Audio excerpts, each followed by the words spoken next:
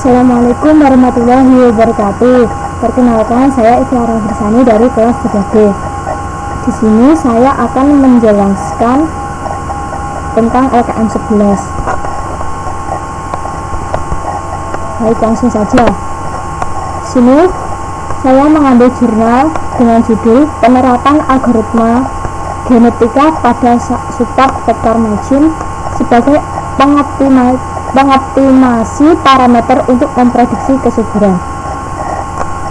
Untuk yang pertama yaitu dari permasalahan.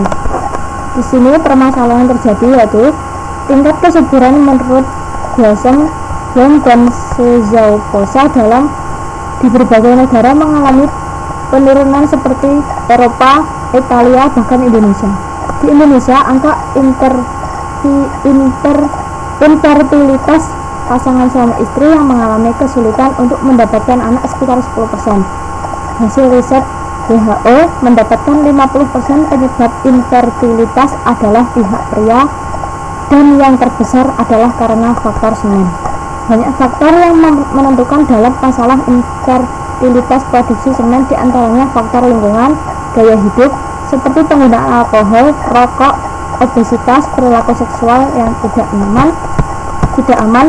Masalah infertilitas pada sperma juga dapat disebabkan oleh masalah kesehatan alat reproduksi seperti kanker.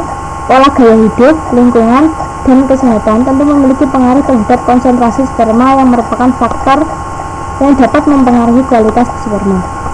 Banyak cara yang dapat ditempuh untuk memperbaiki masalah infertilitas seperti menjaga pola hidup yang sehat. Namun untuk dapat mengevaluasi tingkat kesuburan pria menurut Kolestis dalam dokter membutuhkan data yang diperoleh dari analisis semen. Selanjutnya, dalam penelitian ini kami mengusulkan algoritma genetika untuk melakukan optimasi parameter pada substrat mesin untuk meningkatkan akurasi dalam memprediksi kualitas semen. Pengertian dari algoritma genetika. Algoritma genetika merupakan algoritma evolusioner yang paling populer, yang mana algoritma ini menggunakan prinsip dasar dari seleksi alam yang diperkenankan oleh Charles Darwin. Algoritma genetika diterapkan sebagai pendekatan untuk mengidentifikasi pencarian nilai dan solusi bagi berbagai permasalahan optimasi. Terdapat beberapa kelebihan dari algoritma genetika dibandingkan algoritma optimasi tradisional lainnya. Dua di antaranya yaitu kemampuan untuk menangani masalah kompleks dan paralel. Algoritma genetika dapat menangani berbagai masalah optimasi tergantung pada fungsi objektifnya. Apakah seimbang atau tidak seimbang, linear atau tidak linear, berkesinambungan atau tidak berkesinambungan, atau random noise.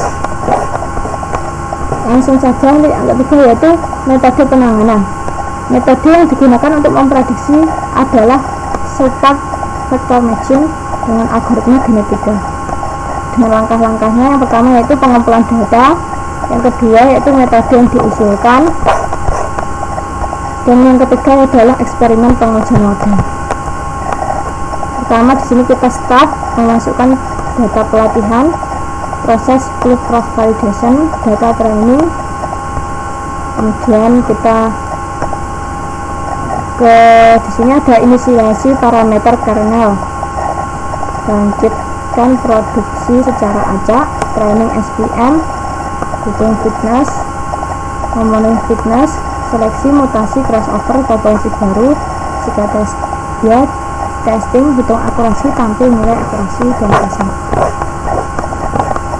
Yang keempat yaitu hasil penelitian dan akurasi penanganan. Penelitian ini dilakukan dalam 3 tahapan. Tahapan pertama yaitu mendapatkan hasil akurasi prediksi kualitas sperma yang lebih akurat. Tahap kedua yaitu mengidentifikasi kernel terbaik pada SVM, substrat vektor matching.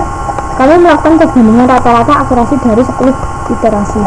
Tahap ketiga yaitu mengetahui kehandalan model SVM plus GA. Kami melakukan perbandingan akurasi antara SVM GA dengan klasifikasi lainnya seperti neural network, naive Bayes, decision tree, dan juga metode hybrid yang telah digunakan peneliti sebelumnya. Langsung saja, di sini adalah optimasi parameter kernel dot. Yang pertama, untuk akurasinya bisa dilihat pada layar. Nilai akurasi tertinggi yaitu 89% diperoleh dari SPM, kernel dot, dan GA dengan pencarian range nilai parameter sekian. Yang kedua yaitu optimasi parameter pada kernel polinomial. Akurasi yang diperoleh adalah ini. Nilai akurasi yang tertinggi yaitu 88% diperoleh dari percobaan SPM dan GA dengan pencarian range nilai parameter sekian.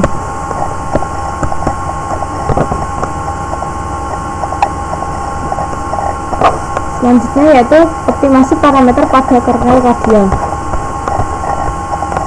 Pada tahapan ini membuktikan signifikan metode SPM dan SPM-GA masing-masing kernel memiliki uji T sampel berpasangan dengan membandingkan nilai rata-rata masing-masing akurasi dengan 10 iterasi. Baik, setelah melakukan uji pada dua sampel antara SPM dan dengan akurasi SPM-GA kernel dot, maka hasil uji beda statistik SPM dengan SPM-GA adalah sebagai berikut: variabel 1, variabel 2.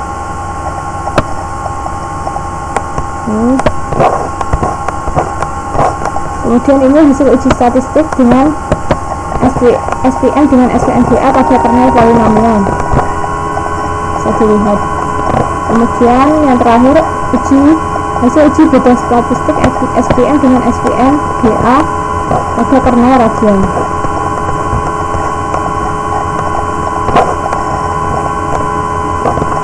Kemudian perbandingan nilai rata-rata SPM dengan SPM-GA yaitu SPM-GA 89, SPM pada optimasi dot SPM saja 87, pada polinomial SPM-GA 87, SPM saja 88, pada radial SPM-GA 88, dan SPM 88. Untuk perbandingan nilai akurasi SPM-GA dengan metode klasifikasi lainnya. Ini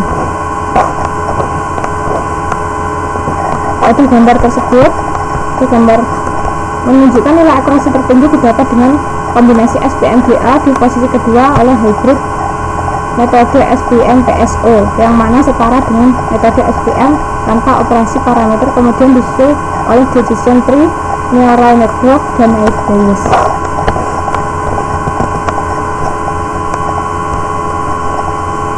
Penutup, berdasarkan seluruh percobaan pada penelitian ini, kami menemukan bahwa SPM mampu mengatasi masalah klasifikasi bahkan pada data binomial.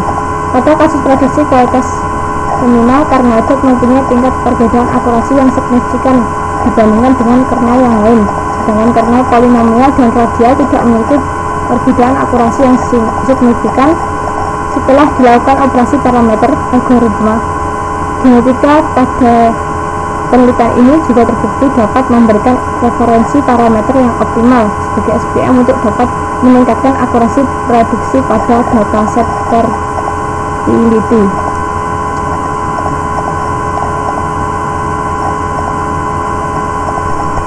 Sekian presentasi dari saya, jika ada kurang lebihnya mohon maaf.